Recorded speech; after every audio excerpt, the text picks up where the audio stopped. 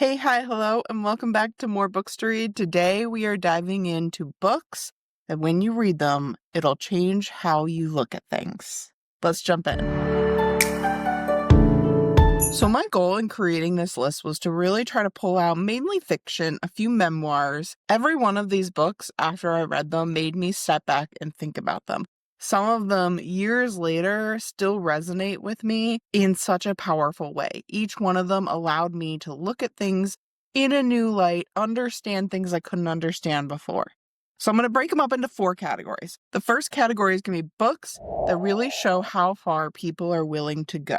The second category dives into choosing right versus wrong, especially when that choice is not easy or super clear. The third category is looking into the future and thinking about what we're doing now and how it might impact us in the future. And my final category is understanding things that we couldn't understand on our own. I think one of the beautiful things about reading books is it allows you to immerse yourself into other people's worlds, understandings, and views in a way that can change how you look at the world around you. Every single one of these, hands down, recommend you read. All right, we'll dive in. So this first category, I'm loosely basing off of the concept of the giving tree, which I tried to find our copy of and I can't because my boys' books are everywhere. But please tell me I'm not the only mom that read The Giving Tree as a child and thought, oh, that's a fun book, and then read it as a parent and just cried. But we're using that as our inspiration for this category of illustrating how far people are willing to go. And in this category, I've got 3 books to talk about. The first is a Stephen King book that I feel like doesn't get nearly as much attention as some of his other books. So this book is called The Long Walk. You might see it published under Stephen King's pseudonym because it was one of his earlier books where he wasn't publishing under Stephen King. And the premises of this book is every year this town has the Long Walk. And the Long Walk is a contest where the winner comes away with this huge prize and fame and all these great things to walk the longest. It is that simple. There's a lot of catch behind it, though, because the walk starts and that's it. There's no sleeping. There's no pauses for bathroom breaks. There's no nothing. You walk until the end. If you slow down and or stop, you're killed. And that's it. So it's last man standing who can walk the longest. And to me, that is such a perfect illustration of how far can you push yourself, because walking, fairly simple, doing it forever, not so simple. And the characters actually become almost delusional within this book. So this book really makes you think about hey, I can walk. How long could I walk? And what's also really interesting is examining this idea of entertainment and what we find entertaining, because each one of these characters has stories of them watching other people do the walk. And it's like a parade. People gather because the Long Walk is coming through your town that year, and it's this huge deal. And so it's fascinating to me what's going on and what they're doing for fame, for entertainment. So that piece is really interesting. In the very first scene, you have Ray being dropped off by his mom, and you don't really know the context of the walk. And the mom is just like, please reconsider, please don't do it. And he's like, I got this, it's fine. Drops him off. The end. Then you learn the concept and the fact that there's a very good likelihood that this guy is going to die and his mother just dropped him off to die. And this book feels like it has a simple concept of walking a long time, but let me tell you, it is gripping, powerful, and very interesting to see how the characters' dynamics play out throughout the book. And you truly see how far someone is willing to push themselves. Next, we have The Rose Code. This book by Kate Quinn was an easy 5-star read for me. It's a historical fiction book that takes place during World War II. In it, you have these 3 girls that you follow, and they end up helping the war efforts by basically helping break codes and communication. And so each one of the girls that they follow kind of come with different strengths. One's really good with puzzles, one's really good with languages. And they all come together with this common purpose of helping bring more communication into the war efforts. They end up in this community. And what's really interesting about this one is most of it is done without any knowledge anywhere. The town knows people gather at this institute. They don't know why. And they talk about how, in real life, there were many people that worked as codebreakers and years after the war were never able to tell their spouses. So, they truly have to put themselves second and dive into war efforts and all of that stuff first. And then on top of all of that, There's also a great story behind it because you have these three girls who are very different people. So what's really interesting is in the war efforts, you kind of end up mixing together a socialite with a shy girl with someone that comes from poverty. And these three women really wouldn't have much to do with each other in a typical day, but the war efforts bring them together towards a common purpose. And the story itself goes even a step further because then years after the war, another code comes up that they need to crack in order to figure out some suspicious things that are happening. So the plot behind the book is really interesting, but also the historical context and what they were willing to do and the secrecy they held for their country really showed how far you're going to go for your country during a war effort without any claim to fame or bragging rights or anything else because they are sworn to secrecy. Next, we have a book that I think a lot of people have heard of and honestly probably read, and that is The Wild. This book has been out for some time. It got turned into a movie, and honestly, the movie was very, very good too. As always, the book is always better, but I actually really, really enjoyed both the movie and the book of this one. And this is a memoir about Cheryl Strayed. I might be saying that wrong. And her life is kind of at a low point. Her mother has recently passed away. She's getting a divorce. Like, things just aren't going according to what she thought her life would look like. So she takes the very daring risk to walk 1,000 miles across the Pacific Coast Trail. And this trail is known for being very treacherous. It's known for not being easy. And so she just takes on this huge challenge and goes for this walk. And it's interesting because I've got two books in this category that are about walking, but it's so much more than that. I think what's really interesting about this one is, first of all, it's fascinating to see someone with no experience whatsoever take on such a big challenge. I, like many others, was reading this book going, I wonder if I could do that. I think what really made this book stand out is it is about the physical, but on top of this, it's also about that emotional toll of going through a challenge. It is about the perseverance that she has. It is about her looking at her life in a new way. It is about her reconnecting with things that matter. It's just so, so powerful. And I really do think that this book is one of those books where you walk away and you really kind of reflect on what you have in your life and what you're willing to do for those around you. So our next book that we're going to talk about is about choosing right from wrong. And every single one of these three books that I'm going to share with you are historical fiction. I think what makes all three of these stand out is every one of them kind of has a gray area of right versus wrong. And sometimes choosing to flip from one side to the other is a much, much bigger decision than I think most people would ever understand. These books really dive into what is that understanding of right from wrong and following along as characters dive into that. So the first book I want to share with you is I Must Betray You.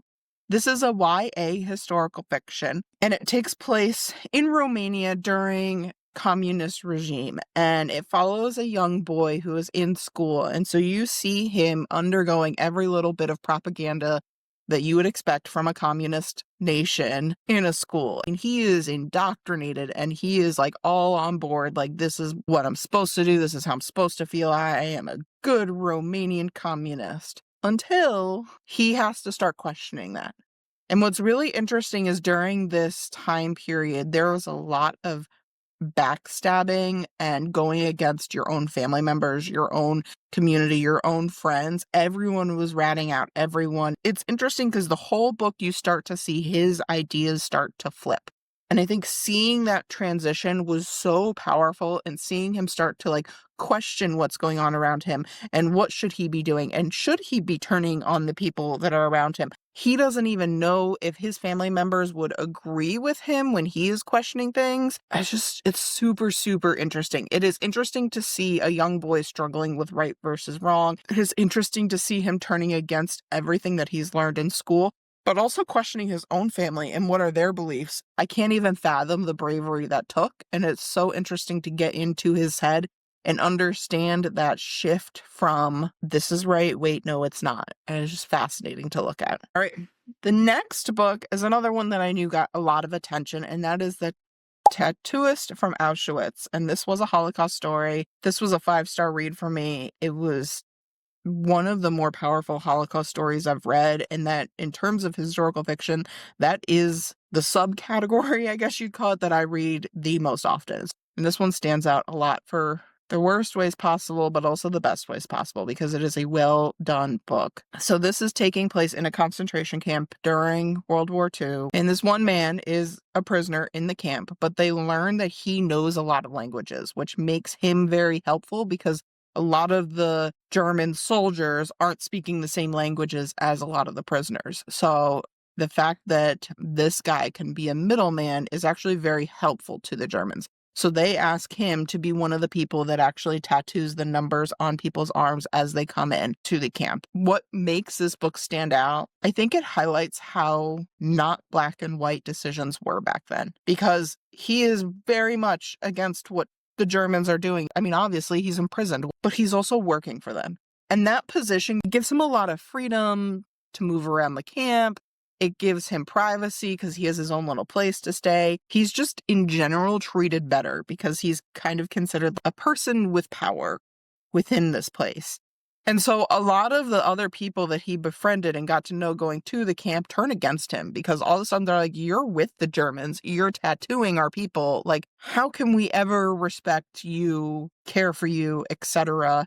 He sees people that he was once friends with starving to death when he has all this extra food. And you can see the torment it's giving him, but also he's trying to use it in the right way by helping other people. I think a lot of times diving into historical fiction books, you've got the good side and the bad side. And this book still had the good side and the bad side, but it also really illustrated the gray of the in-between. He probably would have died if he hadn't done this, if he hadn't taken on this role. But he did, and it saved him. But it also put him in power against other people. It's just a lot to think about. And the other thing I want to say about this book that has nothing to do with the idea of right versus wrong is there is a romance in this book that was done so beautifully. And it was just such a touching story about romance during hardship. It was a 5-star read. It was good. All right. So our last one in this category is going to be The Kite Runner. And this one holds a special place for me because it was a book I read in high school. But then when I started college, they did this community read project where everyone reads the same book going into their freshman year. And so they sent everyone an exclusive version that says Syracuse University right on it. So that's kind of a fun little tidbit of information. But this book takes place in Pakistan, and it really examines how different social classes interact. So in this book, you have Amir, and Amir is upper class, very wealthy, and his family has servants, and one of those servants has a young boy named Hassan. And so Amir and Hassan end up forming a friendship, and the Kite Runner comes into play because they have this contest every year where everyone flies kites, and the strings on the kites actually have like glass shards on them, and the goal is to make your kite slice across another kite string, snapping off that kite, and the goal is to be the final kite in the race. And so that happens, and then one of like the important moments in this is if you are the final winner, someone has to run and get your kite because it's kind of like this trophy moment. So Amir is flying the kite, and Hassan sees it and goes, I am going to run and get it. And Hassan ends up being cornered and attacked. And so then Amir has this choice where he needs to think through, like, am I going to be here for Hassan in this moment, or am I going to follow in the footsteps of what my people have taught me and live in this elite status and not worry about him? So this was a really interesting read about looking past those social economical divides. And what's really interesting is you start to see Amir not only looks past them and befriends Hassan, but he goes out of his way to help this family. I think it's very interesting when you see young characters going out of their way to be different than what they've been taught and trained over the years, and really looking out for the people around them. So this was a very powerful read and holds a special place for me. Our next category is books that make us think about our future. And the first book in this category is actually one that inspired this entire video because it made me think so much and still does to this day. And that is the book, The Measure. So this was an easy 5-star for me. I have recommended this to other people solely for the fact that I like talking about this book. To me, this book is a perfect book club book because you walk away wanting to discuss how you would react in the situation and what you would do. And like, it's just one of those books where you can't stop. Like, you have to talk about it. And I love books like that. So the premises of it is one morning, everyone in the world wakes up to find this tiny little gift box at their front door with a string inside of it.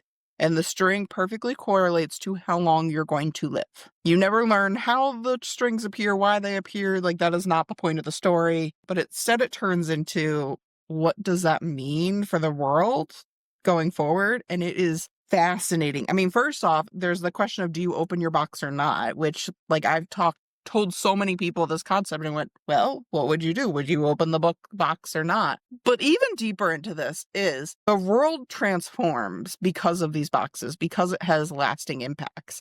And so you start to see big conversations happening. Like, for example, 2 people are running for president.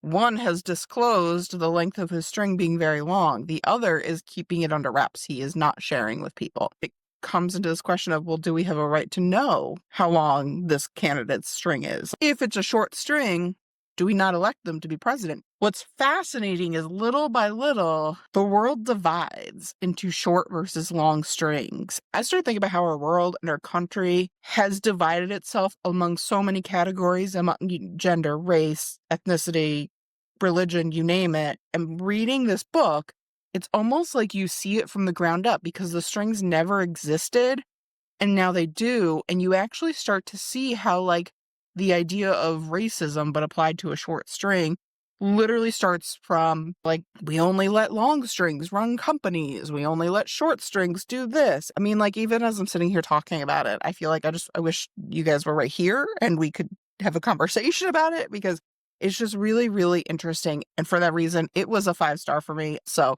if there is one book from this list you pick up this one. Up next, we have what might be one of my favorite sci-fi books, and that is Ready Player One.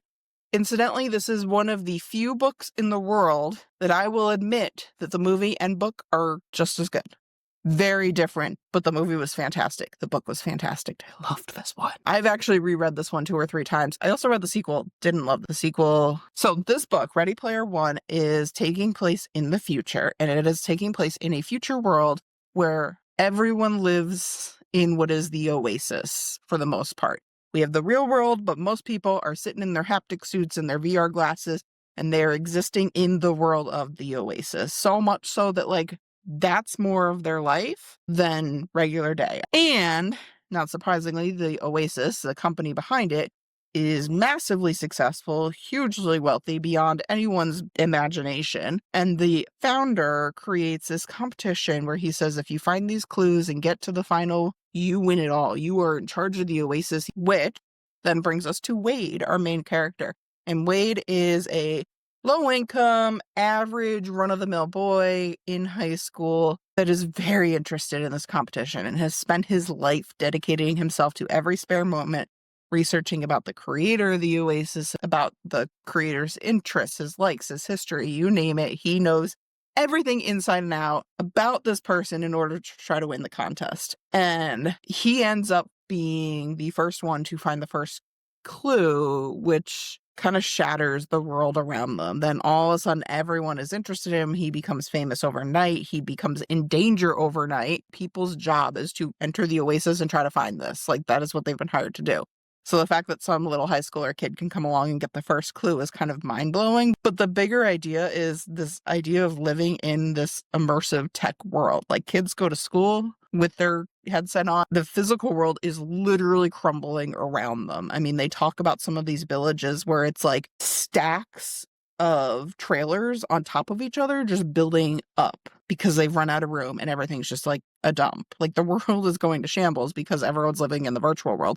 And I think today, more than ever, this concept is super, super interesting because we do spend so much time immersed in technology. This is like maybe an extreme version, but it is kind of the direction our country is going, which is interesting. Or not our country, but like the world. The question of how much technology is too much technology comes up. Where is the line? How far technology can take us away from our real world? And what does that look like? And so for that reason, I think it really fits into this future category. The final one in my future category is The Uglies. This actually came out as a series on TV last year. I have not watched it. I don't know why I haven't watched it. I really should. I liked this book a lot. It is a dystopia book. The premises of this book and this dystopia world, super interesting, is everyone is born the way they look. And then they continue to be the way they look until you turn 16. And then the magic happens because you go into a surgery to make yourself perfect from head to toe. And they rip out all your teeth and give you porcelain teeth that can never get cavities. Your skin, any bruise, scratch, mark you had from 0 to 16 is erased. You're turned into this perfect person. And then you get to go to the perfect world, which is across this river from where all the ugly people are. And it's parties and glamour and fun and cool, like flying technology and all sorts of great things over there. So the world is literally divided by the ugly people that are pre-surgery and the pretty people that are post-surgery. So in terms of like making you think, is clear as day, thinking about like, what does the toll of beauty standards take on us and how far are we willing to go? In addition to the fact that they have the surgery, part of the surgery leaves their mind different. And so the main character in this is about to turn 16 and she sneaks over and meets a friend that is already 16 and the friend is like totally different personality. And so the main character starts to question the surgery and she actually runs into another person who has opted to not have the surgery and is kind of living off the grid. And so she starts to explore what could life look like if she doesn't have the surgery that she has been dreaming about for years. This was a 4-star read for me. Concept behind it and the beauty standards and what we're willing to do for the beauty standards, really powerful. My last category, this category is all about understanding things you really can't understand without going through. And I think that is just, once again, one of the beautiful things about reading is you get to immerse yourself in a character whose life you wouldn't know about otherwise. So in this category, we have 3 books. And I'm really nervous about the first one because I think some people are going to adamantly disagree with me, but we're going to do it anyway. So the first book I have on this list is It Ends With Us. And I know that this is controversial. So if you don't know, It Ends With Us blew up huge a few years ago. This is the story of Lily. Lily meets Riley and they have a whirlwind romance. Everything looks like a beautiful romance. Like their connection, their sparks, their interests, everything. It just looks like this is going to be a perfect romance. They're going to get married and live happily ever after. But it turns out that Riley is abusive. And so that is the controversy behind this book, is there is a little bit of this, like, are we making an abusive relationship romantic? And to me, that was not my take in the story at all. So this is why I'm putting on this list. Because to me, I have spent my entire life saying, I don't understand why people that are in an abusive relationship don't leave. This book helped me understand that. And that's why it made the list. He hurts her, but then he comes back so genuine, so sincerely apologetic, so like diving into the, I promise I'm working on this. I know it's a problem. I know I'm in the wrong. Here, let me shower you with love. And that's kind of what this book is. And you get to see her deal with the fact that she has found the perfect person with one giant problem. And like, what does she do with that? And some people take that as romancing an abusive relationship. To me, I took it as understanding why people stay as long as they do and understanding the turmoil and the hardship and how hard it is to leave that bad relationship. This book helped me understand why it's so hard to walk away, how emotionally taxing going through that experience is, the ups, the downs, and everything in between. And so I found it very powerful for those reasons. I get why people think otherwise. To me, that's how I read it and interpreted it. And so that is why it's making the list. My next book, I wish I had a physical copy of this one, is Fearlessly Different. This is by Mickey Rowe. This is the second memoir of this list. And Mickey is an autistic actor whose dream is to be on Broadway. There's one particular show that he has his eyes on, and that is The Curious Incident of the Dog. If you don't know that story, it's also a book. It's a phenomenal book. The Curious Incident of the Dog is about an autistic boy who ends up in the midst of a crime investigation. And what does that look like when cops are questioning someone that is on the spectrum, and how in a lot of ways he starts to look guilty, even though it's just because he's not communicating his ideas. So you'd think autistic actor wants to play an autistic kid. Perfect, right? Well, what this book outlines is that until he actually did get a chance to play this character, Not a single person that ever played this show on Broadway, in the movies, anywhere,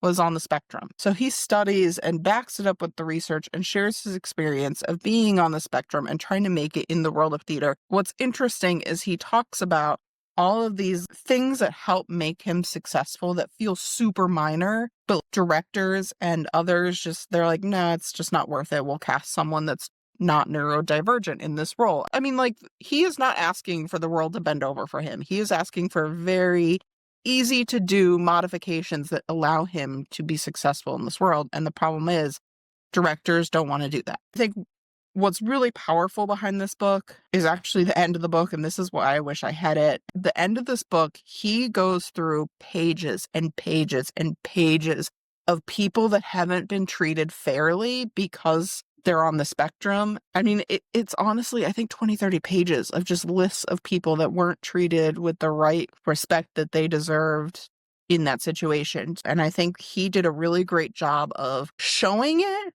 but also showing how simple a fix it could be.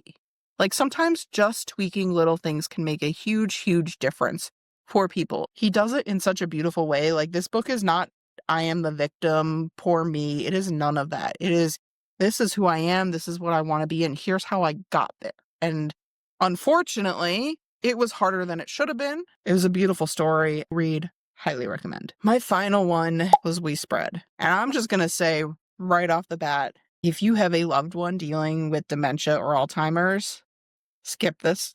I told my mom, this is a beautiful book. I don't want my mom reading it. I don't think she can handle it. I myself had to watch my grandmother go down the road of dementia, and it was very hard and very heartbreaking. And I'm glad I read this book because I understand it a little bit more, but I understand it in a way, like, it made it worse. That's a horrible thing to say, but like, honestly, understanding and seeing it through the eyes of someone that is going through that to some extent made it worse because you feel how they feel in this book. And it's just, it got me and it broke my heart. So in the book We Spread, it is about a woman who is going into a memory care unit in an assisted living kind of facility. This book could almost be a thriller. And so basically what happens is she goes into the facility and it's all told from her perspective, and like, things are weird. Weird things are happening. Things are going missing suddenly. She's being kept from her family.